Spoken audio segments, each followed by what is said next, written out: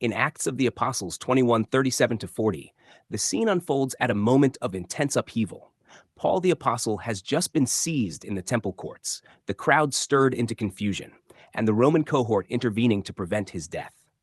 As he is carried into the barracks, bruised by accusation and violence, he turns to the commander and speaks with calm precision. The first words are not of defense, but of permission. May I say something to you? The apostle, though bound, demonstrates composure and authority. His speech is in Greek, surprising the commander, who had assumed him to be an Egyptian insurrectionist. Instead, Paul identifies himself as a Jew from Tarsus, a city of significance, not obscure or rebellious by nature. His identity is neither hidden nor diminished by the chaos surrounding him. Even in chains, his voice carries clarity. This moment reflects a profound reality about identity that is not shaped by accusation or circumstance. The accusations against Paul arise from misunderstanding and misplaced zeal. Yet none of these charges alter who he is. His standing is not determined by the volatility of the crowd, but by a reality already established.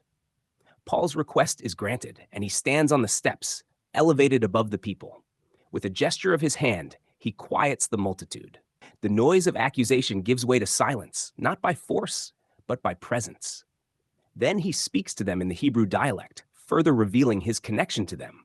He is not an outsider. He is one of them. The setting itself is rich with meaning. The temple, once the center of covenant life, has become the place of violent rejection. The very structure that symbolized access to God now becomes the backdrop for opposition against the message being carried.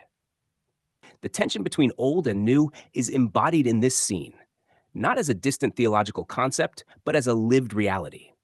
Paul stands between two worlds, the old order represented by the temple and the crowd, and the new reality he proclaims. Yet he does not stand as one striving to bridge the gap by effort or persuasion alone. He stands as one already established in a finished work, not seeking validation from those who oppose him. His calm request to speak, his clear identification, and his composed posture all testify to a settled confidence. There is no striving to secure position, no attempt to earn a hearing through force. Instead, there is a quiet authority that flows from what has already been accomplished. The Roman commander sees a prisoner, the crowd sees a threat, but Paul operates from a different understanding entirely.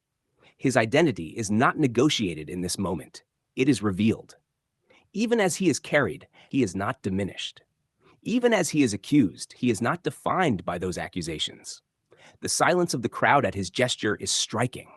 The same voices that moments earlier cried out in violence now become still. It is as though the chaos yields, if only briefly, to something greater than itself. The platform of the steps becomes a place not of defense, but of declaration. This passage presents a contrast between human perception and divine reality. The crowd acts out of misunderstanding, bound to an order that is passing away.